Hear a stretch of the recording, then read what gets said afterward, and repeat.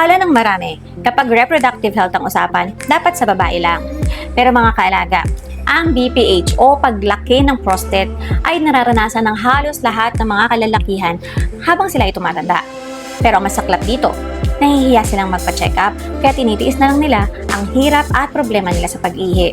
Kaya nga mga misis, kung napapansin nyo na si Mister ay laging bumabangon sa gabi para umihi, pero may reklamo naman siya na parang laging bitin at putol-putol ang daloy nito, huwag tayong mag-assume na dahil lang to sa katandaan. Alamin natin kung bakit ba nangyayari ang BPH or Benign Prostatic Hyperplasia.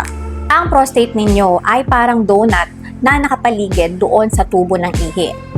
At habang tumatanda kayo, lumalaki ito at naiipit ang tubo.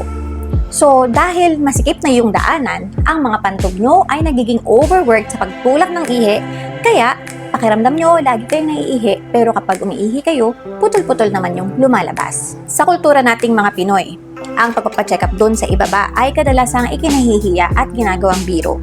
Although ang BPH ay benign at hindi pa naman talaga cancer, kapag hindi mo ito na-manage ng tama, pwede pa rin itong humantong sa infeksyon o kaya pagkasira ng kidney mo. Pero maganda pa rin talaga na magpa-check up ka para syempre masigurado mo na hindi ito prostate cancer. Marami sa mga kalalakihan ang nahihiyang magpa-check up dahil kilalang kilala ang digital rectal exam para ma-determine mo kung meron bang BPH ang mga pasyente o tinatawag nating finger test. Pero ngayon kasi, meron na tayong tinatawag na PSA blood test. So isang simpleng kuha lang ng dugo, malalaman mo na kung meron kang banta. Ano ba ang dapat mong gawin para ma-manage mo yung mga sintomas nito? Una, fluid management.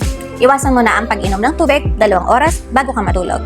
Pangalawa, bladder training. Huwag biglain ang pag-ihi. Subukan mo maglagay ng schedule para masanay din ang pantog mo. Pangatlo, iwasan nyo ang mga irritants kagaya ng kape o ng alak. At lastly, medical consultation. Mainam na yung iinumin yung gamot galing talaga sa inyong doktor kagaya ng mga alpha blockers at yung mga 5-alpha reductase inhibitors natin. Huwag kayong magsi-self-medicate. Kailan ka nga ba dapat magpa-check up? Ang standard talaga sa lahat ng kalalakihan ay age 50 para ma-check ang inyong prostate.